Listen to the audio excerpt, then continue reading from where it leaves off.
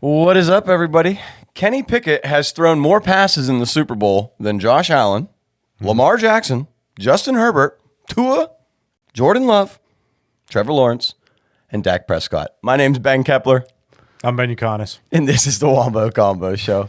Hope you guys are doing well today. Football season has wrapped itself up. A good one at that. I think the Super Bowl was pretty great. In the pre-show chat here, Derpy saying that he didn't love it. We were kind of talking back and forth on it. I enjoyed the defensive. I thought it was great. Yeah, I thought it was a good game. I will say I wish it was a little bit closer in the first half, so it would have been a little bit more entertaining to watch in the first half. But watching the Eagles destroy the Chiefs in the first half was also worth it. I disagree with you on that. I'm so happy that the Eagles just, laid the wood down on the Chiefs. Just put the nail right in the coffin. Dude, so the belt.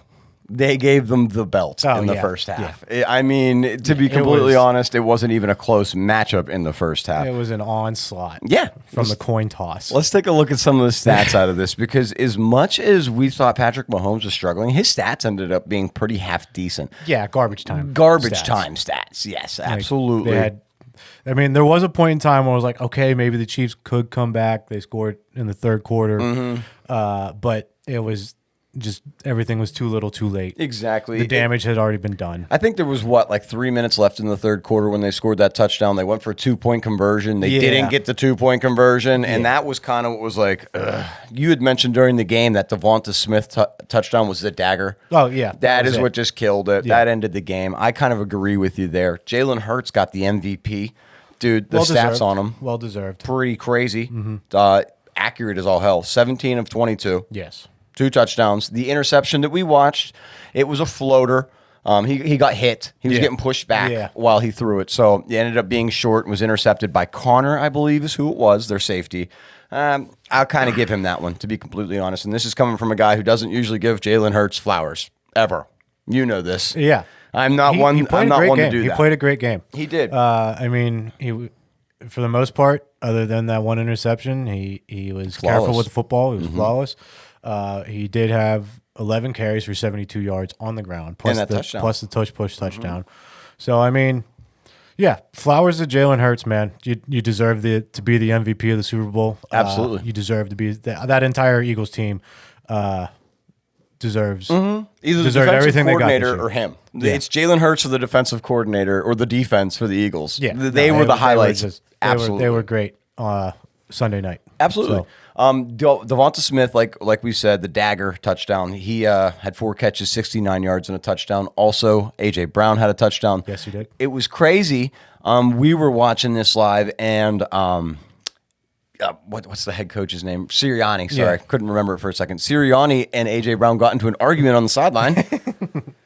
AJ pulls his book out real quick, reads a little passage, goes in, scores a touchdown. Yeah. So that was pretty crazy to watch. And then they took the book away from him. Yeah, and then I found out later on they weren't taking the book away from him. There is a trainer who is he's a specified guy who holds on to the book for him. Oh, so it's like here, whenever you're mad, read the book. He's the bookkeeper. Okay. All right. He's the bookkeeper. Right. So, a little different. On the other side of the football, one player I did want to highlight who did have a great game. I know some of it was in garbage time, but these stats are pretty great. 2 touchdowns, 157 yards, 8 catches for Xavier Worthy. Yeah, nothing to sneeze at. No. As a rookie, that's really great in your first performance in a Super Bowl, so I wanted to just throw that out there. I didn't want to give Chiefs a lot in this game, but that was one of the things. Xavier Worthy was eaten of anybody. And that's scary for next year because it's just going to show that Mahomes has another Tyreek Hill-esque 100%. speed guy 100%. that he could just chuck it deep to. Mm-hmm. So, did you see DeAndre Hopkins after the Super Bowl, his comments that he made to the press? No, I did not. So he came on and said, what are you going to say now about the refs? There were some fluky calls in that game that didn't go our way, so I guess it isn't the refs that got us there, huh? Yeah, no. The Eagles just beat you guys, beat them first. But it started off bad. That terrible pass interference call, offensive pass interference call on A.J. Brown when they were just hand fighting. Yeah. Now, he got him in the face. Right. That's clear, like in the replay. It got him in the face. But it wasn't like he shoved him away. No. In a normal football game, that would have been called. Yeah. No. Especially in the first quarter. So, and then the phantom false start on the field goal. Yeah, that one. I did want to mention. On the center. True. Like, yeah. On the snap. They called it on the snapper. On the snapper. Yeah. Like, no, that the Chiefs clearly jumped first. 100%. And then, so, but like, there were some bad calls. There were some bad calls that I wanted to. There was one bad call that I wanted to say on the other side of the football, just to kind of even the playing field a little bit. Dallas Goedert, when he got that roughing the hitter or roughing the receiver. Yeah. That unnecessary roughness was not worth it. That wasn't really a penalty. In my opinion, I think that was a little bit of a loose call, and it kind of made up for the A.J. Brown one. I think that's what it was for. Yeah, no, I agree. That wasn't really that shouldn't have been a penalty on for that hit on Dallas Goedert. No, not at all. So Chiefs fans, we do have some plight with you. You know, we do kind of feel that there is some things in that game that didn't go your way that should have gone your way. But Eagles, second Super Bowl win. Philly on fire probably still. Yeah, probably. It definitely still smoldering. Yeah, I thought it was crazy that here in Pittsburgh, if you went out in Oakland, which is where Pittsburgh University is, for those who don't know the Pittsburgh area, it is filled with Philly kids for college. Yeah, a lot of kids go to Pitt from the Philly area. Pitt was also wild during the Super Bowl, which I thought was pretty crazy. IUP was going pretty crazy as well. Right, they got a lot of kids from the Philly area as well. Nick Sirianni, all my roommates from college. Yeah, right. See, my alma mater there. Also from my alma mater is Nick Sirianni. Yeah, did you know that? There's 3 coaches on the Eagles staff that are from that coached at IUP at some point. One of them is some sort of assistant. One of them does something in the office. Like one of them's an assistant coach of some sort. Yeah, they're all on the staff. And then you've got Sirianni, the head coach. Pretty cool. Yeah. So IUP, let's go. Other things from this game that I want to talk about while we were on the subject of coaching. One of those coaches is leaving from the Philadelphia Eagles. Yes, one of those coaches is leaving. So tell them where. Yeah, it looks like the Saints, the last team to get their head coach, have finally acquired their guy. It's Kellen Moore. Yep, I think it's going to be a good hire. Officially hired him today. I think it's going to be a good hire. I think it's going to add a lot to what you see in Rashid Shaheed, what you see in Olave, what you see out of Alvin Kamara, and whoever they move forward with a quarterback, whether that's Spencer Rattler, whether that's Derek Carr. Yeah. I think that is a plus for them, having a very offensive-minded guy who can build plays, build scheme that can break down defenses like we've seen against the Chiefs in the Super Bowl there. Yeah. So I really like that. I think he's a really good offensive-minded guy, clearly. I liked him when he was in college, too. He went to Boise State. Quarterback. Played quarterback at Boise State. I liked him in college. Obviously didn't pan out in the NFL. No. But, I mean, good coach. He was the youngest, I think, offensive coordinator ever when he got that job with the Dallas Cowboys, if I remember correctly. I think he's still only, 30? He's like our age. Yeah, he's like 34, 35. He's like our age. Yeah. So, I mean, dude, you're doing way better than us. We're doing a podcast. You're running a team. Yeah. It looks like he is trying to bring one of the other Philly coaches with him, the assistant coach. Yeah. He's trying to bring him along. Name of that guy, Kevin Patullo. So he is the lead candidate for offensive coordinator right now in Saints land. So NOLA Nation, keep an eye open. Yeah, you're getting your staff put together right now. It'll be interesting to see how he can deal with the pressures of being a head coach as well. For sure, because it's a whole different atmosphere when you're the head coach. And he's Kellen Moore has been around the league a little bit too. Yeah. I mean, he was at the Chargers, I believe it was last season. He was with the Cowboys and then the Chargers. Yeah. He started with the Cowboys and then he as a quarterbacks coach and worked it. Was he the OC for the Cowboys at some point? Okay, so he worked his way up to the OC position and then went to the Chargers as the OC and didn't do well. Well, they had a terrible head coach. They had Staley was a terrible head coach. So because it shows with how the Chargers were this year with less talent on offense. So good coaching, better team. Yeah, 100%. So, but I think Kellen Moore will. I think he'll be okay. I think that his first year as a head coach. He's at least a 500. They're at least a 500 team. Yeah, and they're in a weaker division in the NFC South. My new favorite team's down there, Panthers. Oh, yeah. I got to root for the Panthers. I said I was going to. Yeah. It's got to happen.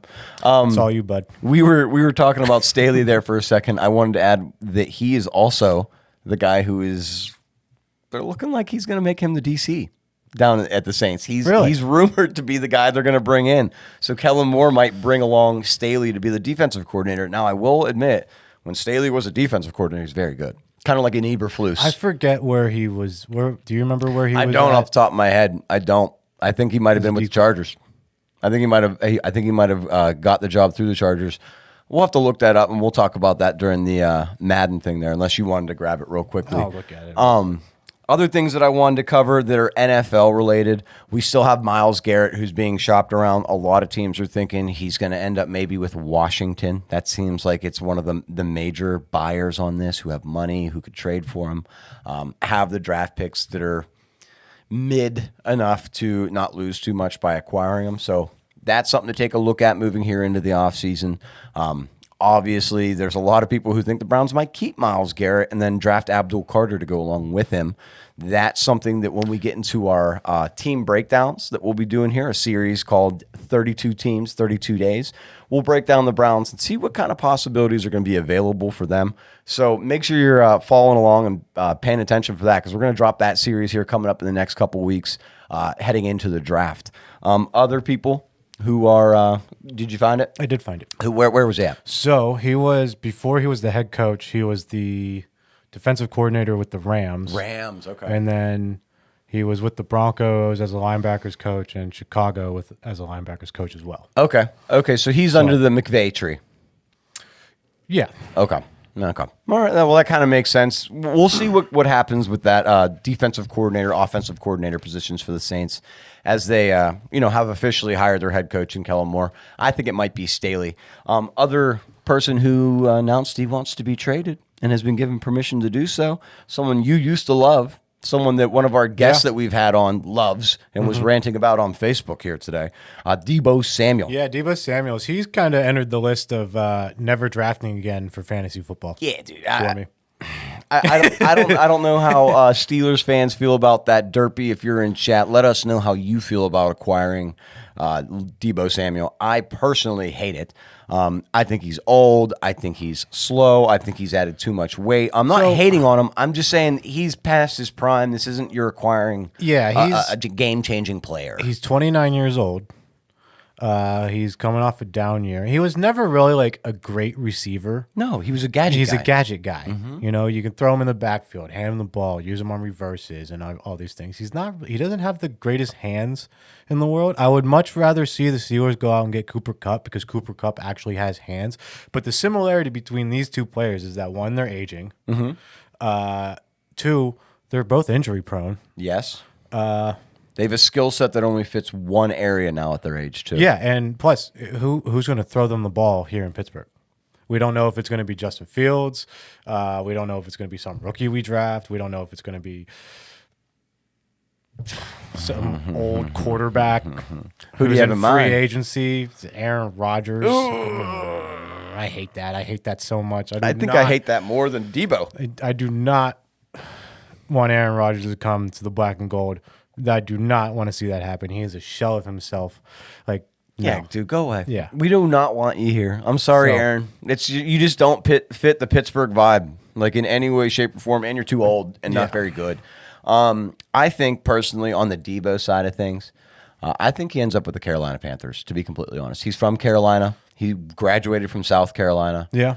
He's got a heavy Carolina accent, kind of like Leggett. You just don't hear him do the interviews all that much. I think he would go. I think that both of them would be good there, Cooper Kupp and Deebo at the Panthers.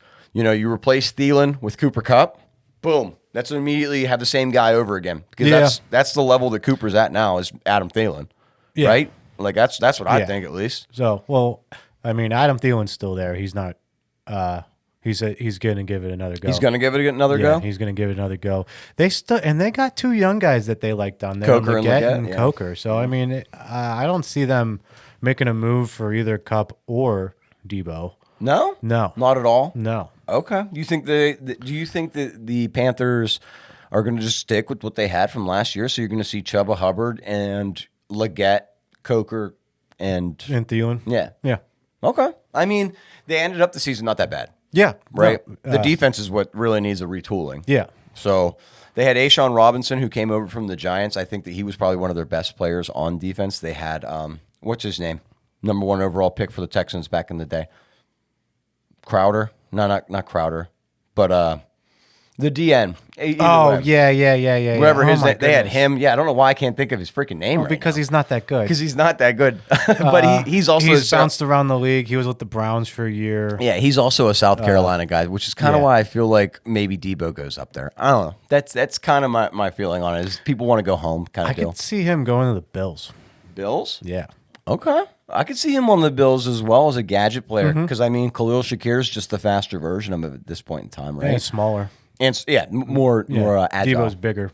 He's a bigger guy than Shakir. I can see them doing that. Where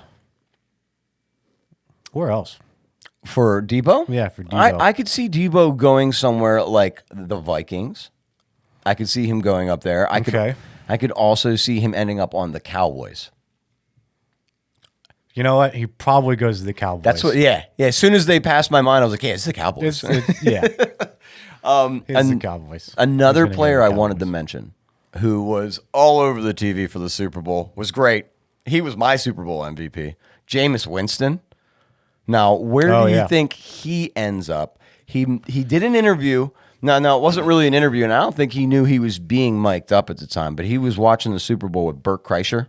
Yeah. The comedian, sitting right next to him, and Bert says, "So where do you want to play next year?" And he goes, "Nah, loved it in Cleveland, but I'd like to stay here." They're in New Orleans, so he'd like to go back to New Orleans, kind of where he's from. So another one of those go-home situations. Or I'd like to play somewhere down south, you know what I mean? Somewhere where it's warm, where my family could enjoy it. So I don't think that maybe Cleveland could take him back, but I don't think Cleveland's going to re-sign him. No, I could honestly see him going down and being a quarterback either at the Saints, the Buccaneers, maybe being a quarterback, say, for Tennessee, because he did mention Tennessee as well. Yeah. I could see him going to Nashville, skipping. He would actually have a legit chance to play down there in Nashville. Or go back to Tampa and back up Baker.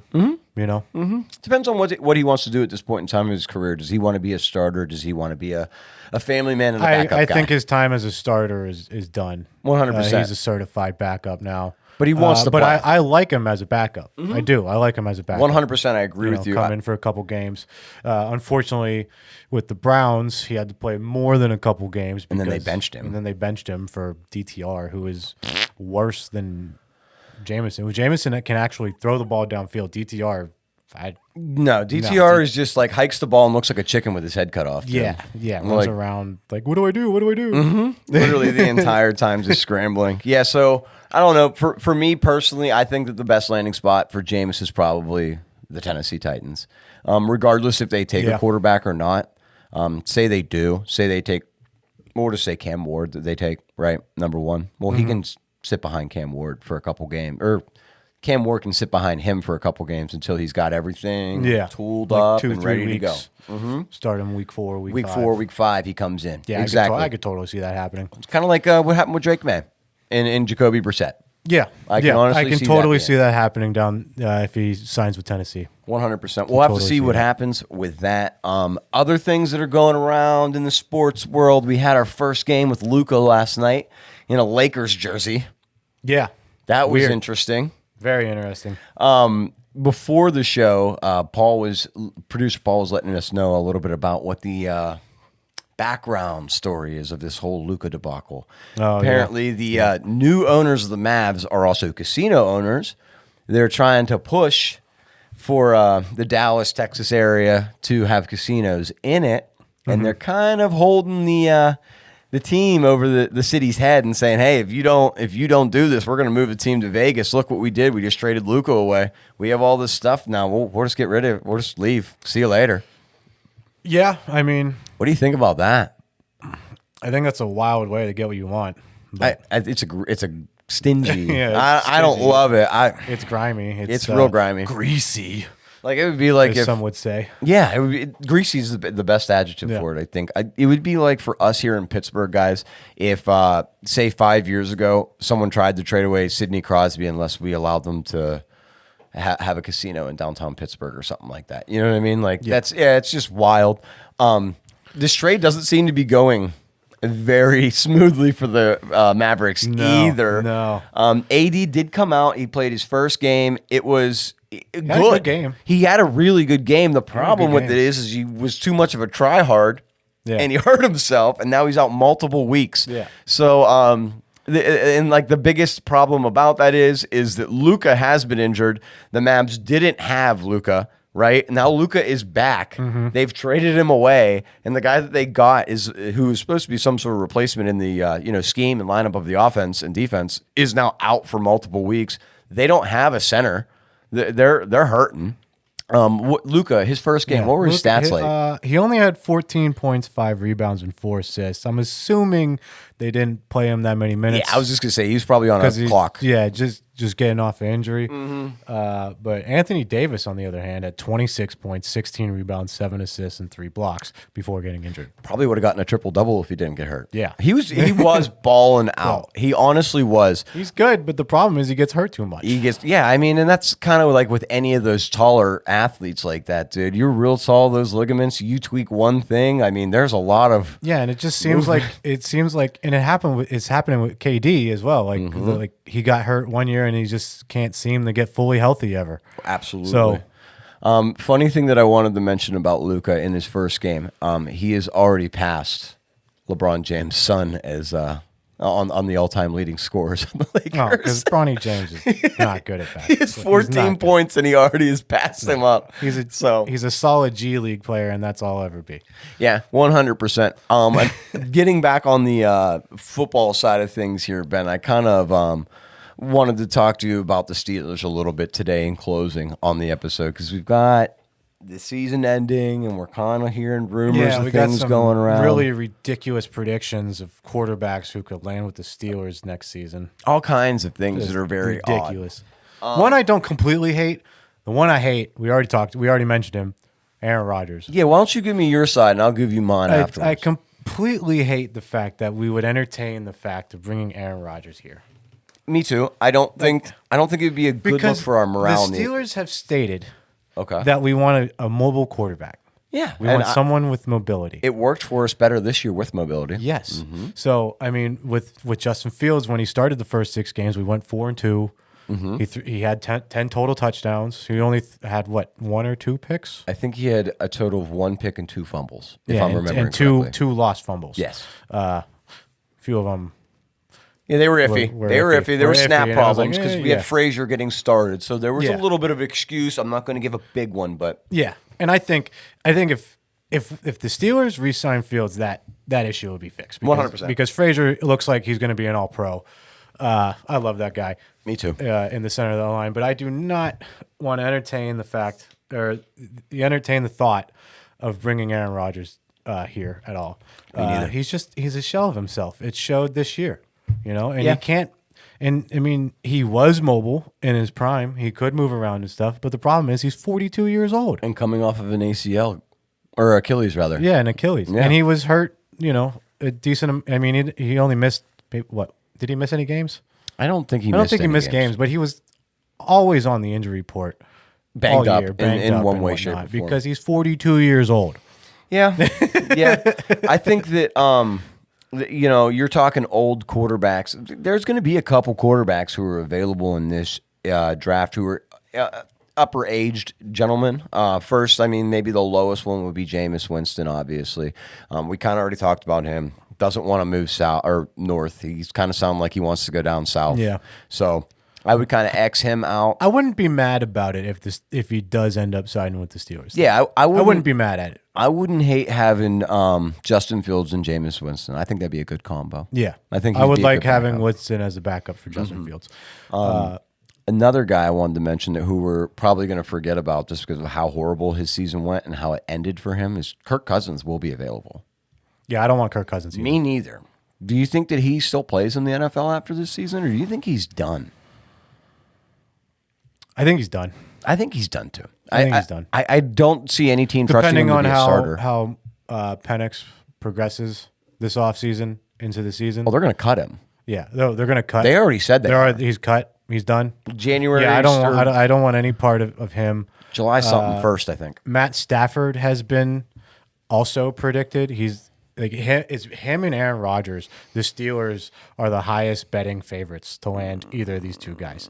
I don't like Matt Stafford because one, he's still under contract, so we would have to trade for him. We'd have to give something up for him to get him here. I do not want to do that unless the Rams cut him, which they might because there is a roster bonus. I forget the actual date, but he's going to get a roster bonus if he's on the roster on this date. Start of the season. Yeah. Yeah, I think it's July 1st. No, it's earlier than that. It's like April. There's an April one and a July one. In April then. Okay. So the one in April, but I believe the Rams are going to cut him before that. So if they cut him, I could entertain them bringing in Matt Stafford. I would. For a year. Mm-hmm. I would like Justin Moore, though.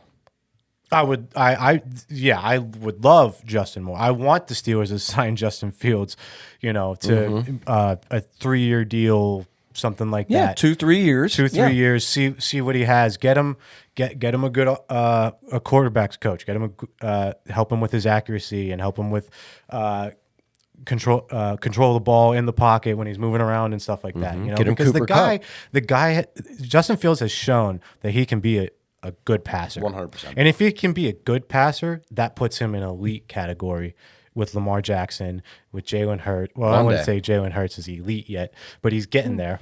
Yeah. He's getting there. Yeah, he's on the peak of it. And with like a Josh Allen type.